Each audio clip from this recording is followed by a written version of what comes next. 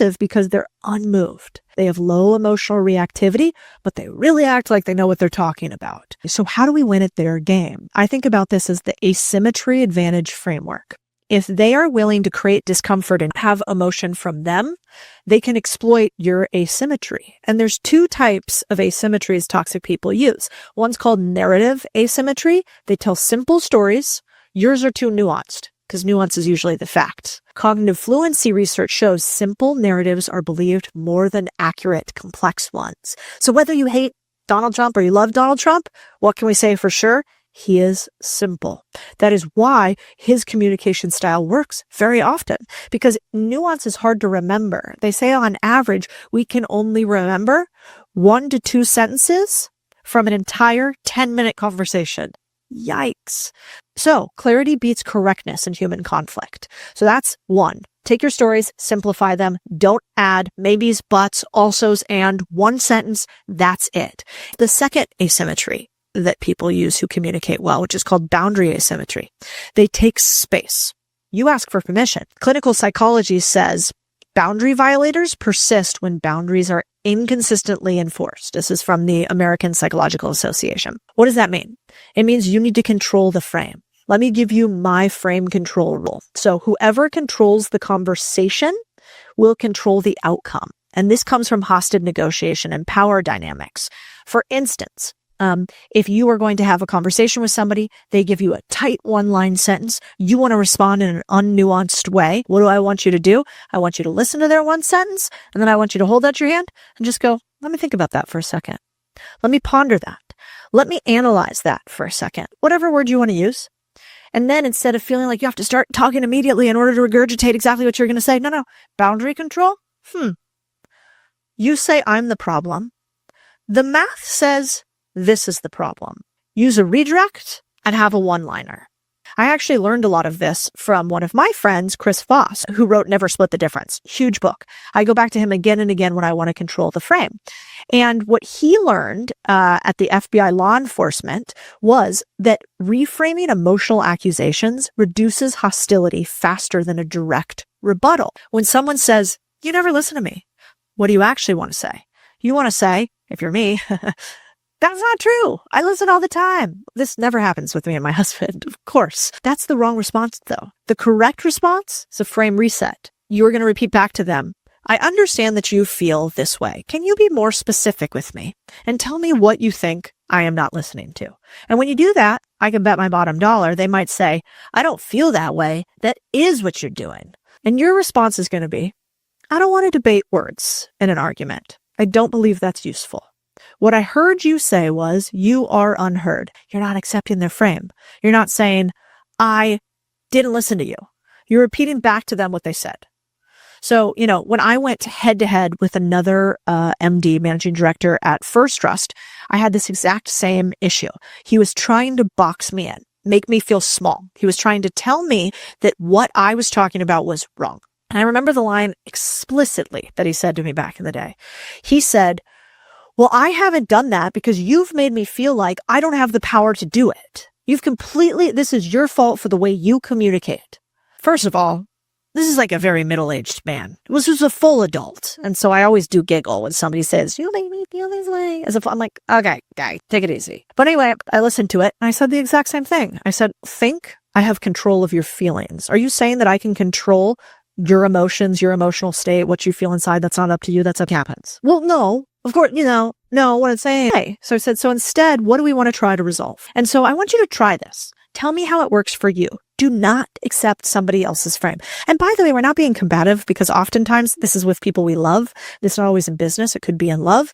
This is just a way to make sure that you become a person who has boundaries. How do you respond to disrespect? Back in the day, I always wanted to be like one of those characters on Entourage, like Ari, if you guys ever watched that show, where he fired the heat. Like somebody came at him and he just had a response. And I'm not like that. I'm actually a wuss. And so I developed something I called the disrespect response ladder. And I was like, okay, I need to figure out a path to use. And I'll show you that. But when somebody disrespects you, you kind of have 4 options. And most people jump to the worst one. So level 1 would be absorb. This is really weak. So you just say nothing. Resentment builds. Respect drops. This is normal for people like me who are a bit of an avoidant. Like, I just don't want to deal with it. I don't have time for this, So if that's you too, I hear you. I'm the same. Level 2 is react. This is explosive. Yell, defend, explain. You look unstable and absorb their frame.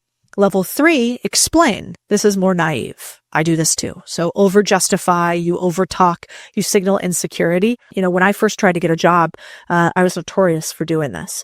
Hi, my name is Codie Sanchez, and these are all my accolades, and, here's exactly why you should hire me, and da-da-da-da. And I've learned over time, little poppy what you need, not a single word more. Now, the God tier level response is level 4, which is name plus redirect. That comment feels disrespectful. If you want to talk, I'm open. If you want to tap for the moment. This literally just happened to me the other day, you guys. I was dealing with a leader at one of our companies and some hard news that somebody else was going to take a role higher than him. He did not like this news. Proceeded to start cussing. This is fucking bullshit. I'm worth 10 of this guy. Bullshit, fucking blah, blah, blah. And I had to say, this is a call with executives. Executives at my companies, they don't cuss emotionally. So if you need to take a minute and stand outside until you can emotionally re-regulate, that's perfectly fine and come back in. But we don't do angry cussing at the executive level. That basically says, this is my line. And it's hard to argue with an unemotional, clear line. This goes back to that idea of assertive communication with calm boundary setting that is perceived as dominance, which is kind of crazy, isn't it? A fancy way to say the key is calm is actually better than loud, short is better than long, still is better than emotion. And my friend Jefferson Fisher, who I had on the podcast, it's a great episode, by the way, you should listen to it after this, has a great line about this. He says, you don't have to attend every argument you're invited to. So good. And then he also says, silence can never be misquoted. But if, say, they keep gaslighting you and you don't know how to defend against it, I got a little protocol for you guys. Think about it as our gaslighting defense protocol. Gaslighting is reality erosion. It's things like, that never happened, but you know it did. You remembered it wrong, but you know that that's how it happens. What it actually does is this increases cortisol and anxiety by destabilizing perception of reality. This is from the American Sociological Review. And this is actually used in torture, which is crazy. But let's set a couple things. Even though you don't see reality the same way, there are a couple studies that are fascinating that I think can help you even explain to the other person who's making you feel a certain way that maybe it's not gaslighting, maybe it's just human nature, because we do have a different perception reality in almost all events. So self-belief is really about knowing yourself, your abilities, and knowing your path. And it's part of that path that many of us get stuck on, which is actually why I created something called Main Street Millionaire Live. And it's for anyone whose path includes business ownership, whether you've already bought a business or you want to buy a business. We help you find and buy the best business for you, because business ownership, I believe, will change almost everyone's life. I know that if you come to this event, it will change yours. It will help you believe the truth, which is that you are capable of ownership and can win at the game of owning things in life, which is the only game that leads to financial freedom, asset ownership, and overcoming what I think holds a lot of people back. And so if you don't think you're good enough to become an owner, to get to the next level, I want to talk to you about 4 studies that totally changed my mindset on that. The first one's called the invisible gorilla. So in the famous Chabris and Simon experiment, participants watched a video of people and they were like passing basketballs. Have you guys seen this?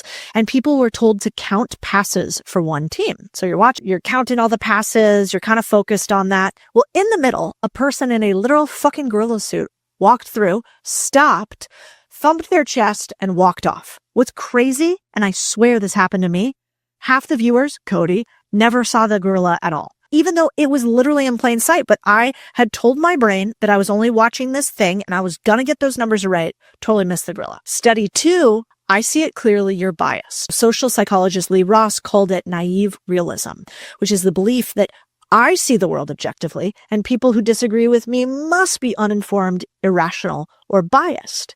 And there was a perfect way to think about this. Like, 2 siblings read the same news article about a political protest. One sees dangerous extremists. The other sees brave citizens. Each is certain they're just describing what happened. When they argue, they both feel like the other is literally blind. In reality, They have all of these preset beliefs and identities that color what details they notice, how much weight they give them, and what story they assemble. So they literally live in two different realities from the same article. This is also like selective attention. So your brain cannot process everything. So it spotlights what matches your current task, fears, goals, or things you've told it are important. That creates unintentional blindness. And there's lots of mental models about this. So expectations, culture, past experiences, they act like lenses and they decide which data counts, what gets ignored, and that allows you, your brain, to create a personalized version of reality. And so the moment you think, I'm just being logical, you actually stopped listening. The moment that you think you can't buy a business, you actually have just been pre-programmed to think you can't. So how does this show up in your fights and communication? A couple examples. You might say, you ignored me at dinner. And their reality was, I was trying to handle the check and the kids and I thought I was helping. You say, you never appreciate what I do. Their reality, they do appreciate you, but their appreciation cues are invisible to you or not in what, they famously call your love language. So the takeaway, same night, same facts, totally different edits because attention and stories are pointed at two different things. So you have to learn how to negotiate across these realities. So you can say, okay, listen, last night, it looks like we kind of watched two different movies. We saw two different realities. And if we each described our version without interrupting, this signals one, there are two realities, and both get airtime. And don't ask or assume, swap the why did you do that? That's an attack for what were you trying to do there? Curiosity. You're asking for the intention behind their movie. You're not cross-examining it. And then you can mirror their key frames. So repeat back their big beats. So in your version, you were stressed about money, trying to solve it fast, and my feedback felt like attack. People relax when they fear their movie is at least understood, even if you didn't see it. Now, what's great here is unrelaxed people do not come to the table. And so you are going to be this calm on the balcony in the storm. So you're going to stop arguing about whose reality is right. Say both can be true. In your reality, you were helping. In mine, I felt alone. How do we design the next scene so we both feel on the same team? This is key if you want to be a CEO in business. You need to negotiate forward, not backward. Instead of replaying the old scene for the 12th time, you can say, next time this happens, what do you need from me? Here's what I need from just happened to me. I had a member of the team and my team, and he's a super high performer, great team member. I gave very direct feedback to something that we had done because I sometimes have the emotional EQ of a Tasmanian devil.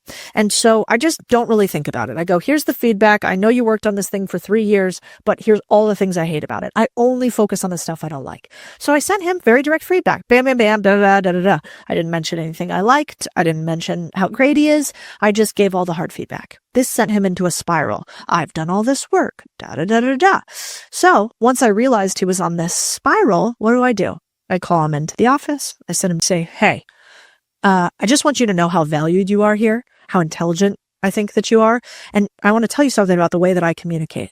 With people that I trust, people I think are super capable, intelligent, and I would consider one of my leaders, I don't have a filter. I talk just like Codie with no sort of rose-colored glasses or hand-holding happening. That can be too much for people. It can be pretty abrasive. And so I want to tell you that I thought your project was great, but I always default mode think your work is great. And because I think you're so good, I'm only going to give you the edits. How can I communicate better? I was like, actually, no, I do want you to just give it to me. Okay, well, if that's the case, then next time, if you do feel that little ping inside where you're like, God, she doesn't appreciate or whatever, do you want to just say a word to me? And I like using a word that's ridiculous, so I'll be blue-throated mockingbird. And I will know that that means I kind of pissed you off and you don't feel like I saw you. And I can be like, oh, whoops. Hey, man. Here's what I actually think. Can I give you some context? And I find that when there's a high degree of trust, you can have a trigger breaker that basically breaks up the standard communication and it changes people's state. So try this and see if it works for you. Because sometimes they are difficult or toxic people, not people you love, but sometimes they're people that you love too. And so I want you to remember that it's okay to say we remember this differently. Here's what I'm confident about. Here's what I'm not debating. And then stop talking. Because one of the other things that's true is silence is devastating to gaslighters or emotion. It can kill either one of them. So one of the most powerful things that you can do in communicating is to never be emotional in a world of people who have never emotionally matured. Projection theory shows people attribute their own traits and insecurities to others, right? This is from a famous study by this guy by the name of Newman, I believe, back in like the 90s. 90% of insults are just self-disclosures. So when someone says you're selfish, what it often means is I feel deprived. So you have to mentally reframe them. What would need to be true about them for the behavior to make sense? This allows you to create that balcony emotional distance, and that distance creates power. I mean, Jefferson Fisher also says something amazing that I really love, which is the first thing about standing up for yourself is knowing when to do it, because not everyone is worth getting out of your chair for. Also, he's like Texan, so I love these little one-liners. He's like, not everyone is worth getting out of your chair for, you know? Like, you're right. Shucks. So this ability to not take things personally shows your self-respect. And I'm going to tell you the truth that it makes people who are trying to manipulate you super uncomfortable. I remember I was getting pushed out of a company and this guy wanted to intimidate me. And thankfully, I do believe like a pound of pre-production is worth 5 of post. So I found out about it ahead of time. And he might have sidelined me, but I found out about it. So I did a silly thing, which is I brought my Navy SEAL, very scary husband who has a constant resting bitch face, a lot of muscles, and an ability to, kill people with me to this meeting. And Matt was not expecting that. And so we sat down at a hotel and I could see he just like starts twitching, getting nervous, whatever. And I could tell that he was just going to leave it. He's like, I'm going to wait until Codie's by herself and I can try to intimidate her. But what did I do? I brought it up instead. I said, Matt, I know what you're trying to do. You're trying to push me out of the you want to take all of these assets that I've raised. You want to push me out. And I know this because of XYZ. And he's like, oh, well, no, I said, listen, this isn't a debate. I already know. And so the next question is, what are we going to do about this? Because I am not going to do what you want me to do here. And this is something for you to know. Like, you have to decide how you get defined. And it's not just about holding yourself or others accountable. It's about the way that you allow them to write your story. So I don't want you to fall into what I call the accountability trap, which is when someone says, you never do what you're going to do. I instead want you to use that specificity switch we talked about. And I want you to make sure you stay away from things like never, always. Instead, I want you to say, tell me one example you want to address, right? So why this works is because, or we can get somebody like Matt to go, oh, no, I'm not doing that. I go, no, you are. I heard about this conversation. Now what are we going to do about it? Well, that allows these false accusations to collapse under precision. Valid ones become solvable. Okay, you want to push me out? What's the contract? What are we going to do? And the research says that specific feedback leads to resolution. Vague blame escalates conflict. So keep it simple and specific. There's sort of like 3 rules of power communication if you're going to try to negotiate something like I did with Matt. So if you have somewhere where somebody is bullying you at work, your boss wants to push you out, you have an employee that's toxic that you have to fire, you have what is called a crucial conversation. You're going to slow down because slow speakers are perceived as more confident, remember? There are studies that show that slower cadence increases your authority perception. So you're going to say less. You're going to end with direction. You're going to say, here's what happens next. You're not going to leave the conversation open-ended because you actually beat them by having a very clean exit. So we're going to cut the frame. You're never going to argue their accusation. If they say, you always try to redirect me, Codie, you're going to say, that's not a useful direction. What outcome are you asking for? Removed their emotional hook. Then you're going to limit exposure. Toxic people don't want to change with feedback. They change with reduced access. So you're going to say, hey, we're not going to communicate that way. Hey, you're not going to speak to me like that. Then you're going to enforce consequences. Boundaries without consequences are just suggestions. That's not what we're going for. So you're going to say, if this continues, I'm ending this conversation. You might actually have to end it, by the way. Back yourself up. You might have to end it because consistent consequence enforcement is going to reduce repeat violations. So if I let that employee keep cussing at me, well, he probably would keep cussing at me the next time. Then you're going to use an A for anchor reality. When they distort facts, don't debate. Say instead, here's what I'm willing to discuss. Here's what I'm not. We're going to reality anchor, specificity anchor. And then N, no closure needed. This is critical. You do not need them to understand, them to agree, them to apologize. Seeking emotional closure from antagonistic people, that increases your stress. Lots of studies on this. The power move is to say, here is how we are going to execute the end of this conversation. And you can walk away not liking the guy, not liking the girl, being mad. That doesn't actually matter. So if a business partner, an employee, someone creates conflict with you, remember, loudest person's going to dominate early, but you're going to not. You're going to stop explaining. You're going to reduce access. You're going to enforce terms. And suddenly they're going to lose their leverage. And I remember, the moment I stopped trying to win emotionally, I won structurally. Think, let that sink in for a second. Stop trying to make them feel what you want them to feel. Do you care about their feelings? No. You care about the outcome you want to get. And then also remember, toxic people don't win because they're evil. They win because everyone else is so busy trying to be liked. But leadership isn't about being liked. It's about being clear. So you don't beat toxic people by out-arguing them. You beat them by outlasting, out-structuring, and out-limiting them. And the most dangerous moment is when you realize you never needed to fight them at all. So the question you have to ask yourself is, do you want to argue with small people? Do you want to allow yourself to become small because they are? Do you want to be an asterisk in a paragraph in a book nobody reads because other people got to redirect you your whole life? Do you want to just not be taken seriously by a serious person? Do you want to be remembered? And if you do, you got to communicate these ways, because unless you figure out how to communicate, you'll never achieve anything really big in your life. It is the key to the things that you want. So maybe you'll be like me and you'll come back to this video, you'll watch it again, you'll follow and subscribe, and I promise I will teach you the lessons that I wish someone had taught me. But most people were too afraid to tell the truth. I promise I won't do that to you. Okay, guys, we'll see you next week.